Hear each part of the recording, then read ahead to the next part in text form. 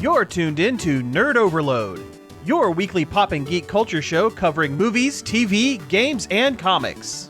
Now your hosts, Cody Pinnick, Sam Dunham, and Josh Harrison.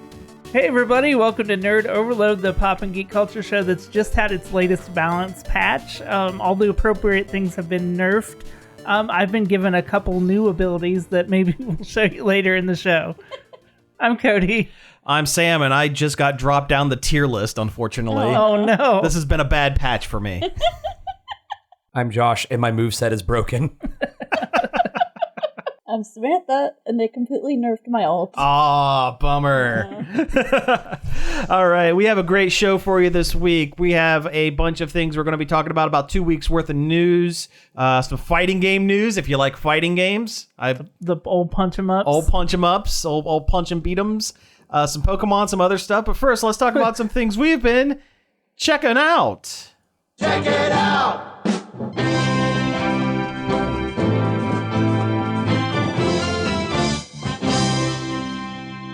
You know, Pokemon's a one-on-one fighting game in its own It kind of way. is. Yeah, it is. I mean, yeah. But then you have Pokken Fighter. I was going to say you have Pokken, which is a fighting game in the Tekken engine. That was a good game. That was a really good game. I like that one a lot. It should have gotten more play than it did. Yeah, they should do another one. I agree. It's really weird when you hit a Pokemon so hard, but then you get like the skeleton X-ray. Yeah, you can see their you can see their Pokemon skeleton. Yeah, yeah. I thought the fatalities were a little step too far. Sure. Yeah. All right. So yeah, let's talk about some things we've been doing. You guys go for it. We've been watching the Twisted Metal series on Peacock. I have all of that downloaded. I haven't watched it yet. How is it? Surprisingly good. Yeah. Yeah. A lot better than what I expected. Yeah, what you would think a Twisted Metal show would be. Sure. They play fast and loose with the setting a little bit, but like not as much as you'd think. Like it still feels pretty authentic to the still franchise. Post-apocalyptic kind of car driving and stuff, and like kind of like weirdly silly. Also. Okay. Yeah. Like I saw the clip where Anthony Mackie's character fights the evil clown in an arcade, and they start talking about the thong song mid-fight. Yeah. Yep. It has the weird vibes of like a 90s action movie. Okay. In a way. I don't know how to describe why it has that vibe, but it because it's Twisted Metal and that's the era that it came from. True, that's fair. Anthony Mackie is really funny in it too. He's the guy that never knows when to shut up. Okay, sure. Which is fun. I mean, I always liked Anthony Mackie. When they brought him in as Falcon in the MCU, I was like, okay. It's fun to see him be a more like lighthearted, fun character. I think Falcon. I think he works better as a lighthearted actor. I think he's a really funny guy. Have you ever watched the movie Pain and Gain? The Michael Bay one about half historical movie, half not. Heightened reality, I guess, about those 3 gym bros that kidnap a guy. No, and he's one of the gym bros. It's him, The Rock, and Marky Mark as musclehead gym bros that kidnapped Tony Shalhoub. Years and years later, we still call Mark Wahlberg Marky Mark. Oh sure, yeah, he's Marky. He will forever be Marky Mark. You might as well call Tony Shalhoub Monk too while you were there. Monk, sure. I mean, that's what everyone knows him as. Or whatever his character's name was in Galaxy Quest. I think it was Monk. Yeah, it might as well have been Monk. Yeah, it was burnt out Monk. Yeah. But yeah, we've got Anthony Mackie, who's the character who never knows when to shut up, and then Stephanie Beatrice's character who doesn't talk nearly enough. Oh, bummer. Okay. Well, no, it works because she's such a good facial actress. Like, oh, sure. Yeah. Like her facial expressions can be so funny. Mm-hmm. And she does later start talking a lot more. Talks a lot the last couple episodes. Yeah, she's really opened up the past couple episodes. And the character backstories are like interesting and good. Mm-hmm. At first I thought they were making Sweet Tooth too nice, because he's supposed to be a psycho murder clown. He's a murder clown. But it comes around to that. Okay. And, they go into his backstory, and it's just like, oh no. It's pretty good. I just wonder if they're going to eventually put Axel into it. The guy who's they should. Yeah, because he was one of the iconic cars. I think he's on the box of the he's second on the box game. on the second game. Yeah, he's on. He's on the box art. Just a guy who with 2 giant tires. On his hands, and that's it. So his dad put him there. Yeah. So speaking of Twisted Metal, so they released Twisted Metal, the original Twisted Metal, and Twisted Metal 2 on the PlayStation Plus classics or whatever. Mm-hmm. They are unplayable. Oh yeah, they're not. Oh really? They're pretty rough. Like, I think the processor of the PS4 is too fast. No, that's how those games play. Well, I remember them being pretty crunchy. They don't. It doesn't feel anything like a car. Like it's like you're moving a floating box around. Oh, it's so bad. And I'm sitting there and I'm like playing this and I'm like, how did I ever play this so much as a kid that I beat both these games? What is going on? I know, that's what I was thinking because I pulled it up and started playing it too. I'm like, how did I ever get anywhere in this? Like I kept dying in the very first match I was playing. Like you really have to get used to it. It's not like anything that makes sense. And it was making me sick, and all the levels look terrible. The cameras move like garbage. It's true. Hearing that random human scream when you accidentally run over a pedestrian. No, none of them have like an accelerator button until the 4th game. Yeah. Like, yeah, really? It's all just forward and back. Yeah. You have to hold forward on the D-pad to go forward. Oh, that's awful. That's awful. It's not great. It's a car combat game. You're supposed to drive it like a car. And the only one where it feels like the car is the 4th one, and it's the worst one. Yeah. Like now it feels like a car, but the rest of the game is awful. Oh, do you remember when Sweet Tooth was a fighting game character in PlayStation All-Stars to the Rescue or whatever it was called? Oh. He's in Hot Shots Golf too. Oh, he is? Yeah. Jeez. I remember that. I think that might have been Hot Shots Golf 2. Yeah. The And second one. Also Gex is there. Oh, Gex. I heard a rumor that they might be like remastering. They are. They are absolutely Yeah, are, we talked yeah. about that a few weeks ago. Okay. Yeah. But yeah, Twisted Metal Show is really, really good. If you want to watch a car shoot other cars, like it's the kind of dumb fun that you would expect. It's like a step away from the Fast and the Furious movies at this point, honestly. It's like a prestige version. Okay. Yeah. And I wouldn't say it's a prestige show, but it kind of is leaning in that direction a little bit because there's flashbacks to character backstory that are done in like clever interesting ways. Like it isn't a dumb show except for when it is a dumb show. Is Mr. Grimm in the show? Motorcycle guy? No, not that I've seen. Okay. There are a lot of characters that show up that you wouldn't expect. Well, Thomas Hayden Church is Agent... Agent Stone. Agent Stone, the cop car. And he's a bad guy. Yeah. He was a bad guy in the games as well. He was like a corrupt cop or something, I think. I don't remember. There's so many different drivers. That's true. Because you had Yeah. Outlaw, and then in Twisted Metal 2, you had a female outlaw, and she was either the partner or the sister of the first outlaw. Or maybe both. I don't know. I can't remember. Yeah. I can't remember. And then there's Mr. Slam, He's in it. the construction vehicle. Yeah, I don't want to ruin it. Yeah, I don't want to ruin what. Okay. There's a different reason why he's called Mr. Slam in this universe. Gotcha. All right. Good to know. Good to know. He's really good at basketball. Yep. Come on, it's Welcome to the jam. It's Calypso in it. Because Calypso was the big villain of the first 2 games. yeah. He's the Shao. The Shao Kahn. The Shao Kahn of your Twisted Metal. Yes, and it sounds a lot. I don't think it's the same guy, but it sounds a lot like the same guy. Oh, really? Oh, cool. Well, yeah, I like I said, I have it all downloaded. I will be watching it. It's on Peacock. Yeah. Right? Yeah, Okay. it's worth a watch. Cool. We saw the Barbie movie. Hey! We still haven't seen it yet. Yeah, we went to a 9 a.m. showing at the rave. Nice. That's nice. what we're gonna end up having to do. We always want to go on the cheap day on Tuesday, and it's always like sold out or sold to the point where you'd have to sit in the worst possible seat. Yeah, there was almost nobody in the theater. It was great. Nice. There was like maybe one other couple. So yeah, Josh, what did you think? Now we can have a conversation about Barbie.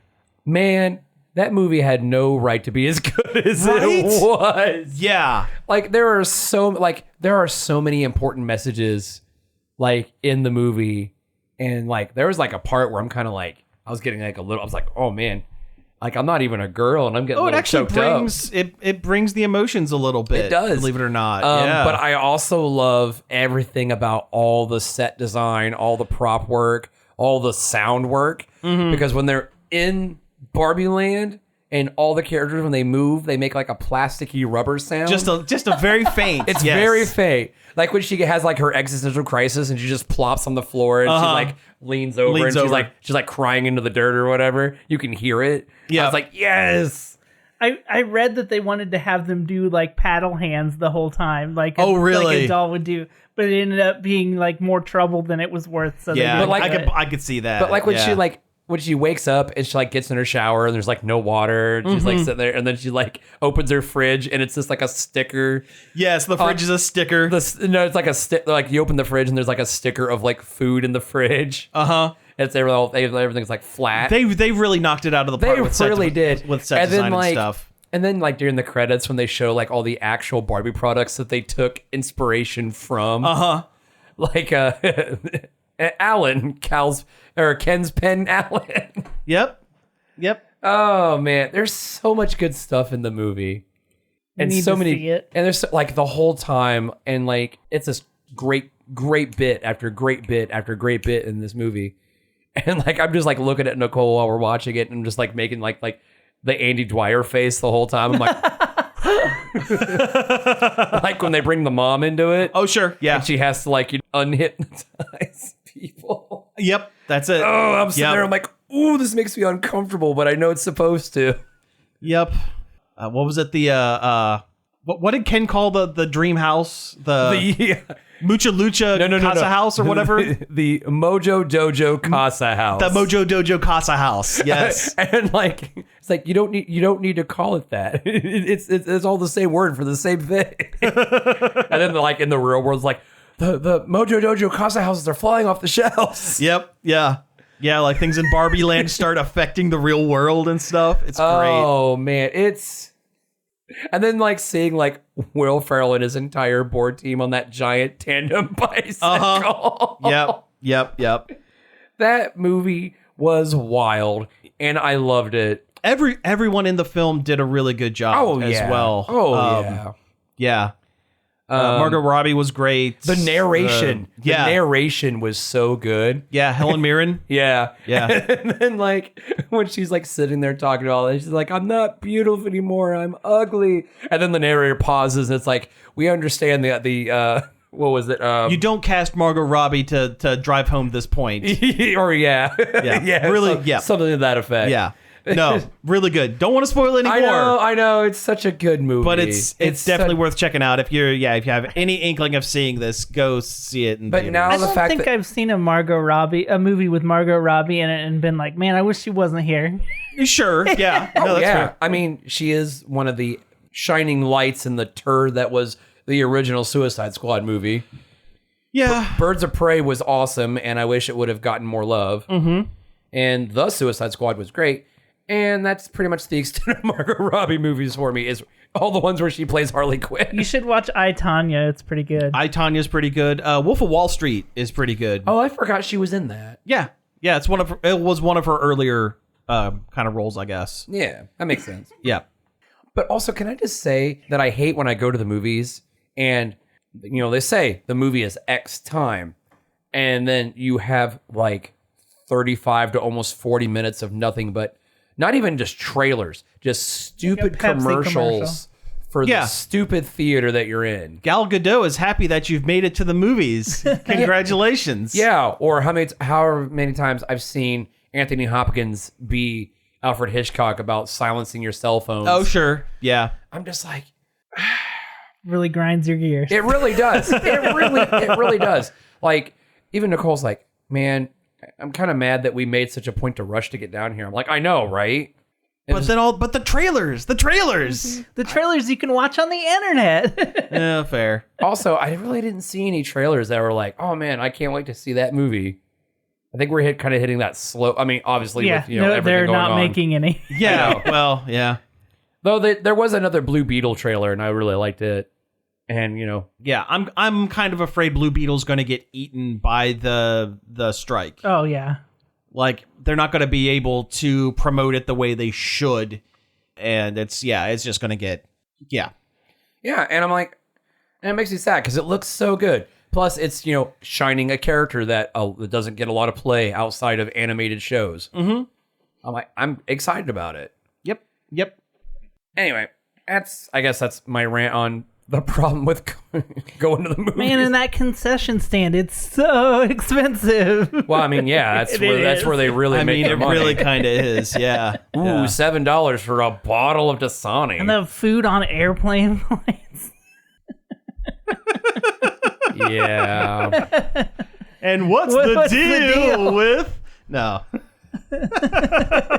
Though, we went to the Cinemark in Mansfield, Ontario. Mm-hmm. Canada. Yeah, I went all the way to Canada to go watch a movie. At 9 a.m. So you were on the road at 2 in the morning. You gotta really want it. You mean when we went to Schaumburg? Yeah. Oh yeah. We left at 10 o'clock at night. Yeah. To arrive in Schaumburg at 5 in the morning. It's a good trip. To stand out in front of a Best Buy in the rain for 4 hours. I tell you, those people that had that tent, they were the smartest people in that bunch. I know. But hey, at least the Columbus chap, won our bracket or whatever. Yeah. That's true. Yeah, that's true. That was from when we went to the Nintendo World Championship qualifiers. Yeah. The closest ones to us were either New York or Schaumburg. Uh-huh. Schaumburg was obviously the better choice. How long was that drive? It was 6 hours or something? Yeah, it's about 6 hours. Yeah, it was a bit. It's a bit of a drive. It was a bit. New York would have been 8. Yeah, that's fair. True. But hey, we found that really sweet mall. Yeah, we went to the Pac-Man that Pac-Man restaurant. Not there anymore. Oh, it's not there anymore? That stinks. Oh, bummer. Or at least it's not Pac-Man themed anymore. Oh, okay. Oh, that really stinks. That was that was really fun. That was a really fun trip. Yeah. Mm-hmm. Boys trip. boys trip. Yeah. We finished Mr. Robot. Hey! Let's talk about shows that have been off TV for a while. Did he become the robot? Did he learn to love? If only he had a heart. But anyway, I was about to make a Mr. Roboto joke. Actually. Oh, really? In one of the final episodes. Did someone say Domo Arigato, Mr. Roboto? They played the song. Okay. And Nicole was like, I was wondering how long it was going to take him to do it. 4 seasons later. But no, it's a really good show. Everybody in the show does such a good job.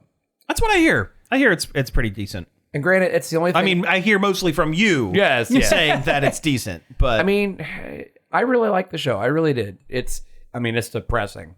It is not a happy show. I'm just going to preface that right. It is not a happy show. But it was a decent drama. I really, really liked it.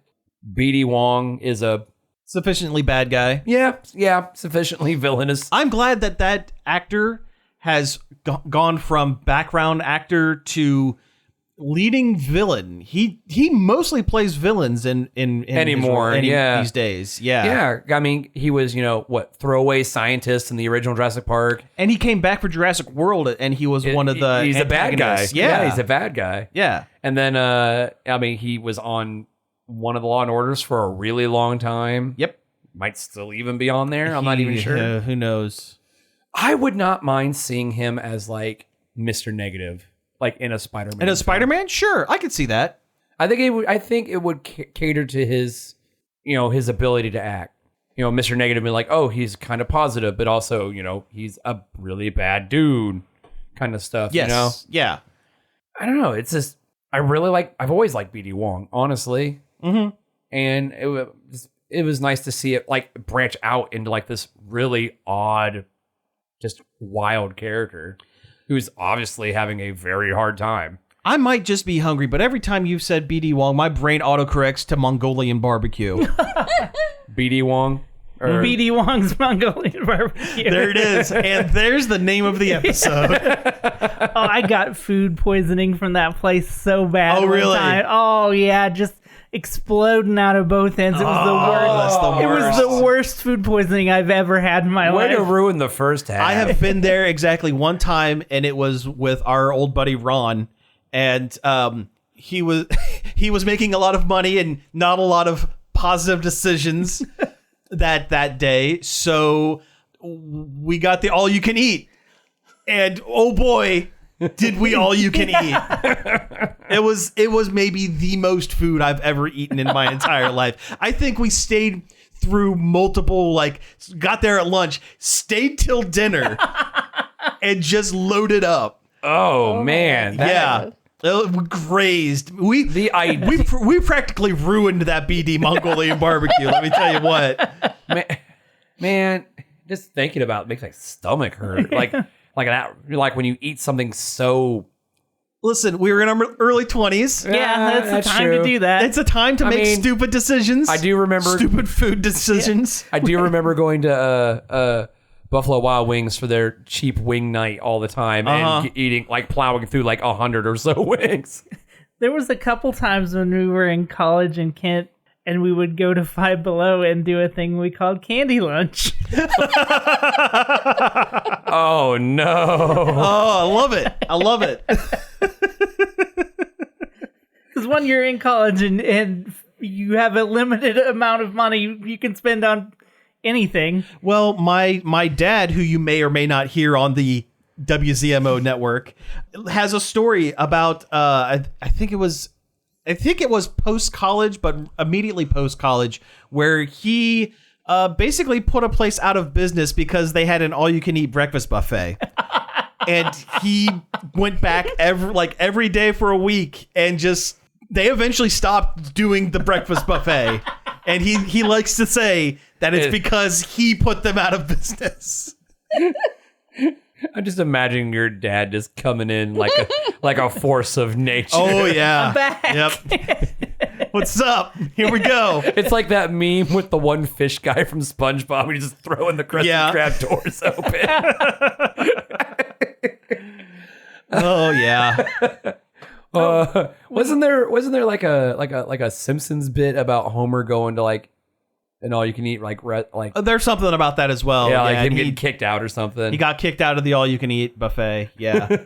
I miss the smorgasbord here in town. Dude, yeah. I think about it a lot. Sometimes I just reminisce about Old Marion in general. Sure. But man, smorgasbord put Ponderosa to shame. it was so good. Yeah. It was so good. But it was also the first time I ever found out what diabetic chocolate was. And I got it from the dessert bar. And it was disgusting. I was like, oh, this tastes awful. My mom's like, what is it? I'm What's like, wrong with this chocolate? yeah. Mom was like, where did you get that? I'm like, the dessert bar. I don't know. It's some kind of weird chocolate. Starts with a D. Something. She's like, diabetic? I'm like, I don't know. Well, I don't know what that is. She goes, it's sugar free. I'm like, oh, ew. I had to have been I don't know, no older than 7 or 8. Yeah. No, I miss the smorgasbord, and I miss Michael's Michael's Steakhouse. Michael's Steakhouse. When it had the good buffet bar. Yeah, the good not buffet. the half a buffet bar the they full had near the buffet. end. Uh-huh. Oh man, that place was wild. Yep. And now it's a dialysis clinic. Seems fitting. Yeah, Do you remember when it was an Asian restaurant? Well, kind of a fusion restaurant. Vaguely. Vaguely. It was very brief, wasn't it? Yeah, it was only a few years. But I heard the people that used to own that are the ones that own the Von Java or whatever. Bon Java's pretty good. Bon Java's pretty good. I've never had it. I don't know. It is pretty good. I've gotten. You can get it a DoorDashed, and it's. I don't pretty DoorDash. decent. So. Well, also, I live close enough that I could walk there. oh, So that's true. That is. why would I that is do true. that? Well, I don't, and sometimes I know. sometimes Sam doesn't like to leave his house, so I get the convenience of DoorDash. I guess in my mind, I've been going out and picking up food for so long. I don't really feel. I'm really putting myself out that hard. Sure, no, I understand, and I usually go Dude, out I and can't get remember stuff the last too. But time sometimes Sam doesn't want to get off the couch. I get it. I get it. I'm not shaming. I'm not. That sounds like you're shaming a little bit. No. I'm just saying. I don't even remember the last time I had a pizza delivered. Oh, look at me! I leave my house to get my food. Why do I sound like Patrick? Thanks, You're bud. welcome. You're welcome. And with that, let's go ahead and take a break. And when we come back, we will get into some news. No, this is the Krusty Krab. Hi, everyone. I'm Greg Dunham, the host of Long Play. Long Play might be, as far as anyone can tell, a hit from coast to coast. Apparently, Long Play may also be an international sensation. I've contacted WZMO's sister station in Paris to check the pulse of the City of Lights. Bonjour! Avec Long Play? Tu vas te tuer, espèce d'idiot. C'est incroyable. My French is a little rusty, but I think she said we're a hit. Imbécile. I invite you to tune into Long Play Fridays at 11 p.m. and Saturdays at 3 p.m. Juste ici on WZMO. Hey, we're back from the break. Now it's time where you get all your hot news about Pokemon Sleep.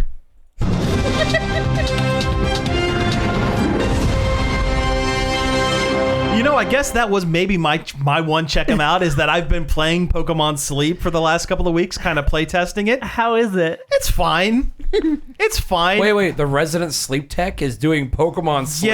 Yeah. I'm doing research for work. No. Will Pikachu know if I fart in my sleep? I'm pretty sure. Yeah, it does record. no. It does record audio. Oh no. Yeah.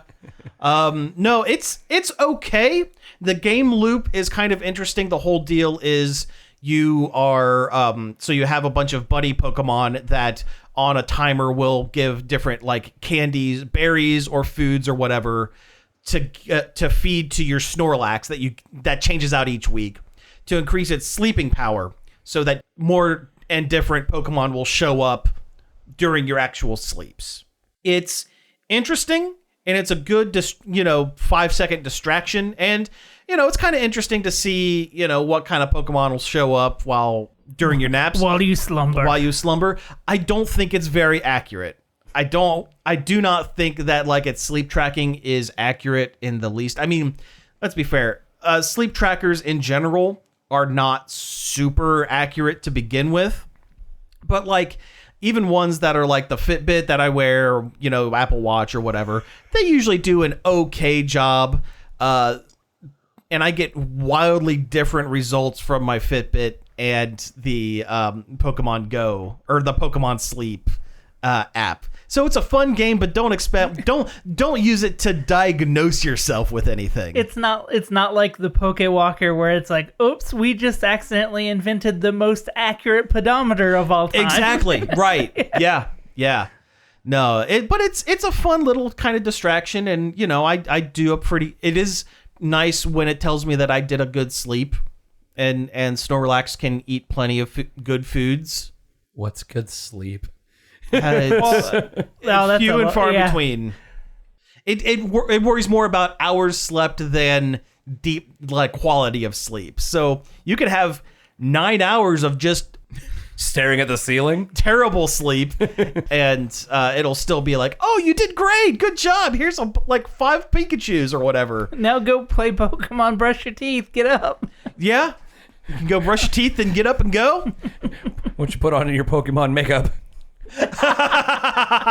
Because you wanted to. But we do have a boatload of Pokemon related We news. do, yes. There was a Pokemon Presents, which is their direct kind of thing. And they just kind of did a quick highlight of a bunch of stuff. Though the World's Championship are going on in Osaka right now. Yokohama. Thank you. I knew it was one of the two. But it's going on right now, this weekend. So the world's best battler people and whatever. Pokemon card players. Players, all the different. Yeah. Pokemon related, Whatever. give me your monies. Yeah. Oh, they announced that new card game show.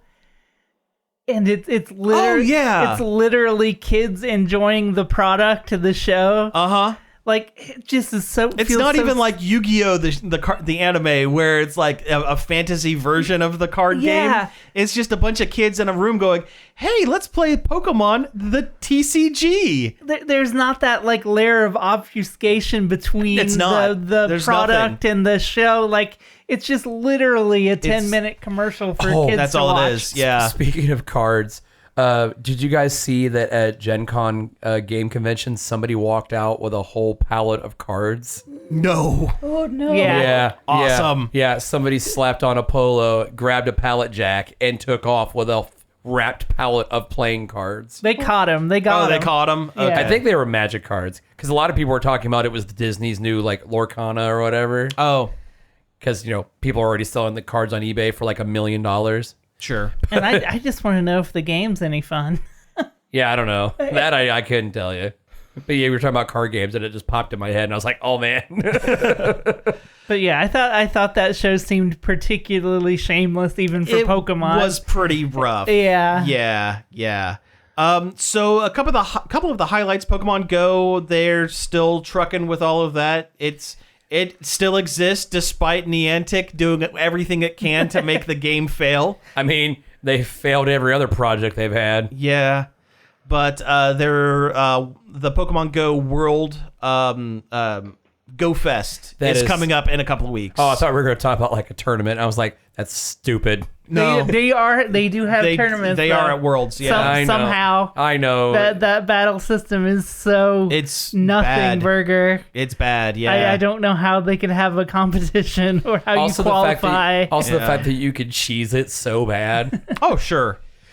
But yeah, so we have that. They showed off a lot of the DLC for Scarlet and Violet.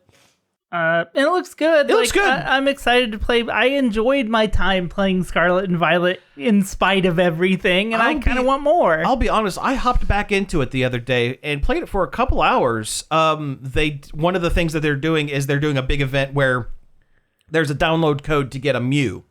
Yeah, I heard that. The rare one. It's the gift code or whatever. Yeah, you get a Mew as a gift code in preparation for fighting a super, super tough Mewtwo in battle raids coming up. And I actually spent the time and got the Mew up to where it is competition ready so that I can maybe get this Mewtwo guy. And it was fun. It was enjoyable. I had a good time with it. Well, I'm glad. I still haven't really touched it. I made worth my fun. character and then forgot the game was still running on my Switch for like a month. So it says I have like billion hours of Pokemon, and I really don't. But no, the first part of the DLC, it's coming out in two parts. The first one looks like it is based on like Japanese mask festival kind of thing. Yeah. Oh, okay. And also the legendaries that they're adding to the game are Momotaro. Oh, nice.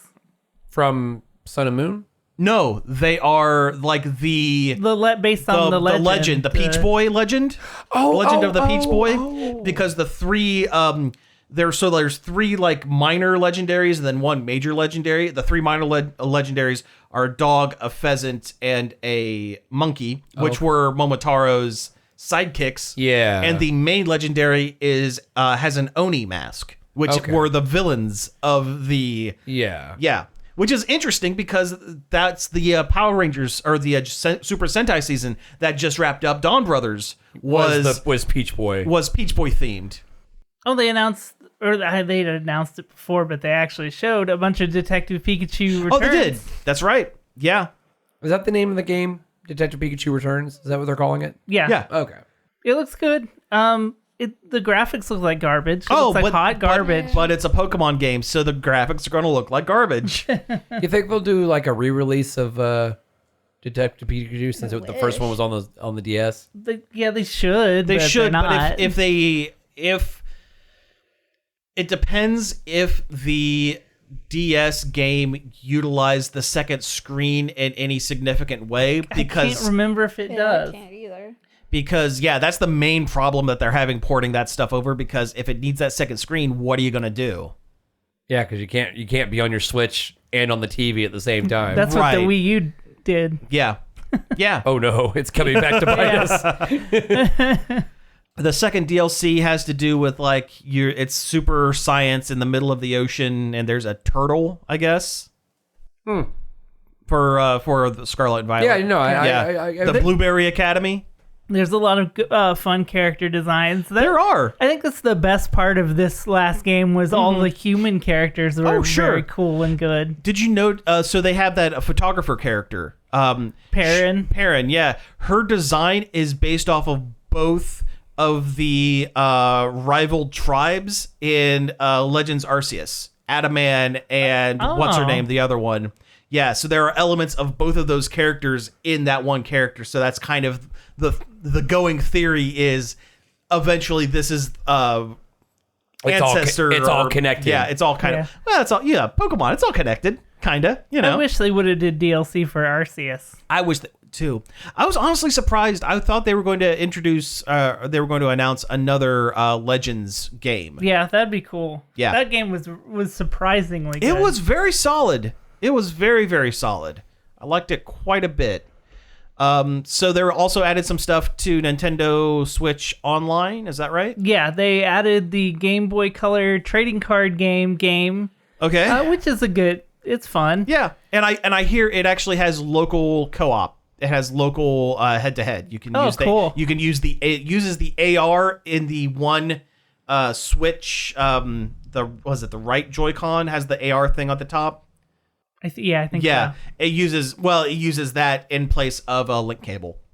Oh, cool. Oh. And my theory is they're using that testing the waters for releasing a red blue, some of the original Game Boy games. It could also work for Four Swords if they ever brought that back. Yeah, that too. Yeah, and then also Stadium 2. Yeah, Stadium 2, which I mean, you can play the mini games, I guess, but without being able to bring your own Pokemon into the Stadium games, it kind of defeats the purpose of the whole game. It really does. I feel like, Yeah, that sounds about right. because I mean, you could always use like the rental Pokemon or whatever, but Well, what's the point? Yeah. They all stink. Yeah, there's no customizing, there's no training or anything like that. Yeah, that's one of the things I loved about the old Pokemon stadiums is like taking because me and my friends all played it real hard when we were younger, and I just love taking my stupid broken Pokemon and just stomping all of them. That's what you do. that was the conceit of the game, is that you get to see your guys in 3D on the TV.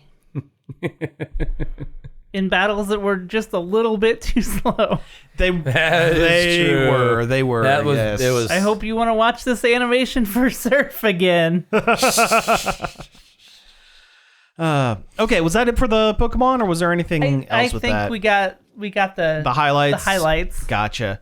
Okay, so let's keep talking about video game stuff. So EVO was this past weekend. EVO is the big fighting game tournament, fighting game convention that is out in Las Vegas every year, and was recently bought by Twitch streamer Pokimane.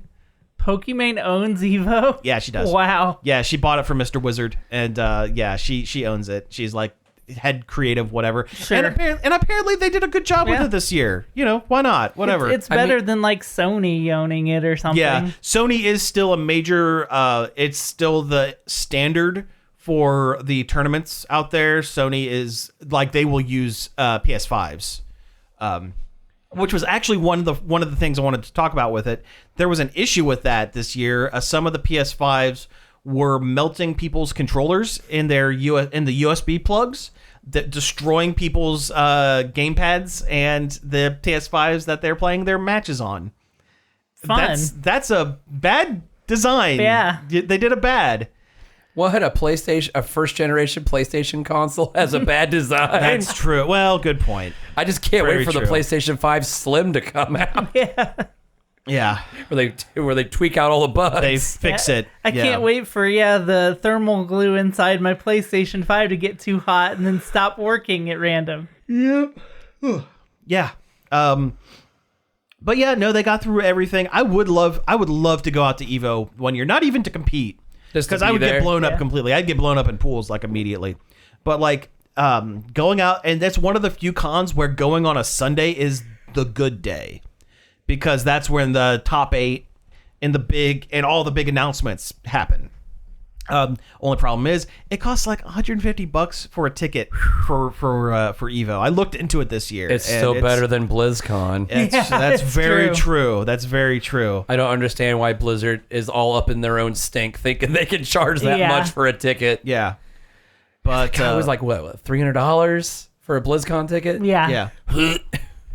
But no, they actually had a couple different issues this year in the grand finals for Street Fighter 6. Street Fighter 6 has to be is always online, and during the match, one of the guy's controller's battery started going dead. Oh wow! And it ended the match, or it paused the match, which is an automatic loss. Oh no! And but the two competitors just said, you know what? The heck with the rules. We're just going to finish out this set anyway. It doesn't matter. I'm not going to win. I'm not going to become the greatest Street Fighter 6 player of 2023 on a technicality. So they were having some issues this year, but overall it was a good con. It was a good show. Also, the fact that it seems like, fighting games are having a renaissance period. They're really starting to come back a little bit. I mean, they've never really left, but they're definitely not as popular as they were in the 90s. No, the boom was really the 90s because of Street Fighter 2 and all the revisions of that and all the copycats and everything there. Yeah, I think people are finally starting to recognize fighting games as an esport again. For the longest time, it was like, well, it's like Fortnite, but not. Yeah, that's the way people thought of it. Most but now, esports were either like MOBAs, yes, or shooters. Yes, that's pretty much what it was. And fighting games are starting to regain traction, getting its crown back. Yeah, so there were a bunch of announcements. I'm going to rattle through them really quickly because frankly, it is kind of boring. But we're going to rattle through them anyway. It's niche, but it's niche. Fun. Yeah. So they showed off a teaser for the newest character for Street Fighter 6, Aki. She is a weirdo poison character who apparently, upon data mining, has a lot of moves reminiscent of the poison character from Street Fighter 5, Fong. Shares a lot of the similar kind of stuff. She's weird looking. She's kind of creepy. Weird haircut. Yeah, crazy laugh. Yeah, she definitely has that Japanese villain girl thing going on where it's all like, high pitched. I believe the character's Chinese. In this, no, I understand what you mean. Yeah. So they announced that. Thanks, Zoidberg. Yeah. There was also a collaboration between Street Fighter 6 and the Teenage Mutant Ninja Turtles, which you'd think would be great. You would think. They are they're not full blown playable characters, but they are costumes for your create a character, which is cool. It's fine. Yeah. We were talking before the show, and yeah, I agree. Cody mentioned that Street Fighter wouldn't be right if they had a bunch of guest characters from other franchises. Yeah, they'd be a Mortal Kombat. Yeah, and I agree. The problem with this is the price.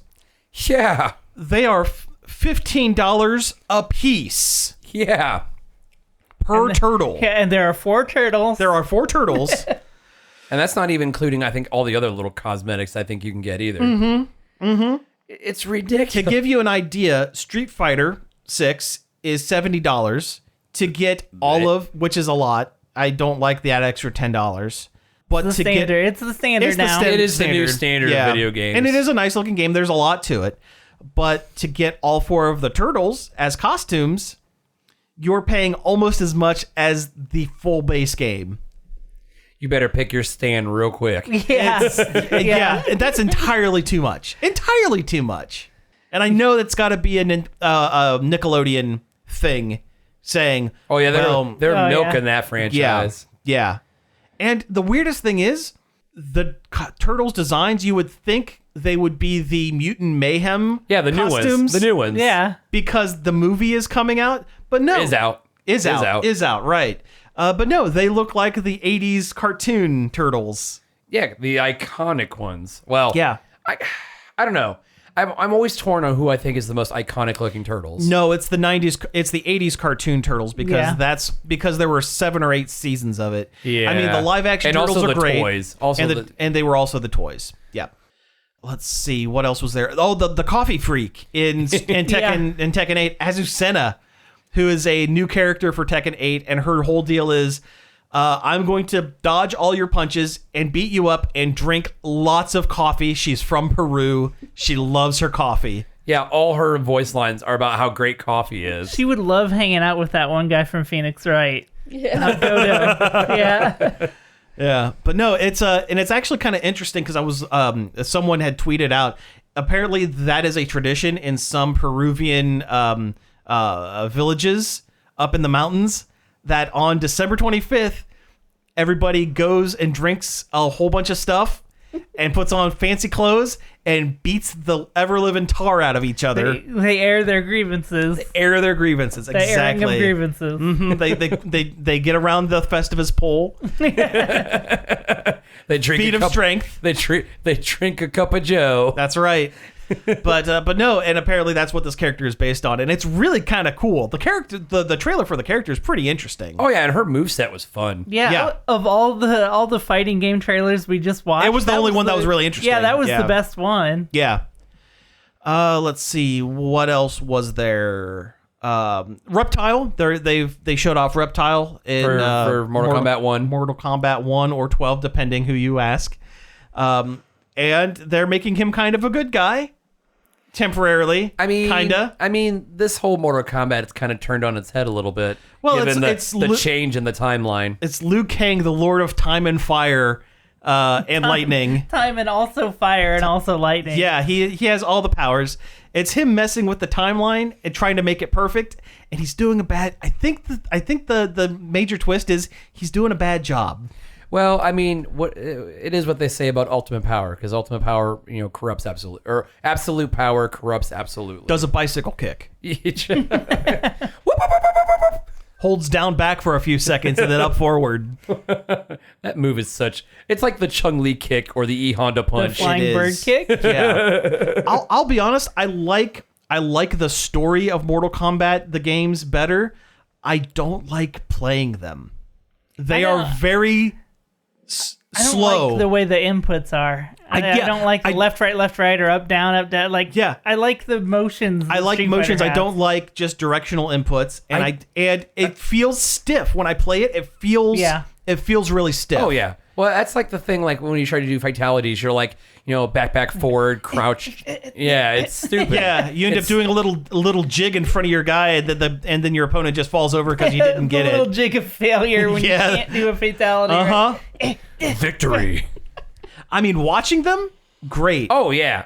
It's gross. The friendships are great too. The friendships as jokes. Mortal Kombat 11 had some of the best. Just Mortal Kombat in general. You had okay, fatalities are edgy and cool, whatever. But then you had like friendships, babalities, animalities, brutalities. But that was more like DC versus Mortal Kombat. Oh, they brought brutalities. Brutalities was like you would do a big combo and then that would explode. Right. It was their coming back at Killer Instinct. Yeah. For the Ultra combo. Ultra. Yeah. Ultra combo. I loved Killer Instinct. That was always one of my favorite fighting games. Oh, the voice line for the new Killer Instinct. It's 20 years old at this point. 15, 20 years old. I know, right? But when you get an Ultra, he doesn't just go Ultra combo. It's like the guy leans back from the mic and just goes Ultra! It's wonderful. It's great. I love the ridiculous rareware character designs that Killer Instinct has. They're so like dumb and weird. Dumb, weird, over-designed garbage, but they're great. Yeah. Like Fulgore, the slowest robot ever. Yep. And Kilgore, the even slower robot that they introduced. Yeah, I was more of his hands are Gatling guns. I know. There's a man that's a fireman and a man that's a cold man. That's right. Glacius and Cinder. They rewrote Cinder to basically be Ryan Reynolds' Deadpool as a guy who's trapped in a fire suit. That's his whole deal. Wait, Ryan Reynolds plays the Human Torch? Yeah, basically. He's basically Ryan Reynolds' assassin Human Torch who cracks wise. I like Saberwolf. Dude, Saberwolf is fun to play. Saberwolf is fun. always fun to play. He's a deep cut from Rare's old like ZX Spectrum games. Yeah, because there was like an adventure game, right? Like Saberwolf. Yeah, it's like a weird old top down. Yeah. Like, from those awful British computer games. Wait, you mean like when Sea of Thieves brought in Pendragon from Black Witch? Black Witch. That's what it was called. It was a pirate game called Black Witch. Gotcha. And he's a big player in the storyline of Sea of Thieves. I just think it's great they put Rash from Battletoads in KI.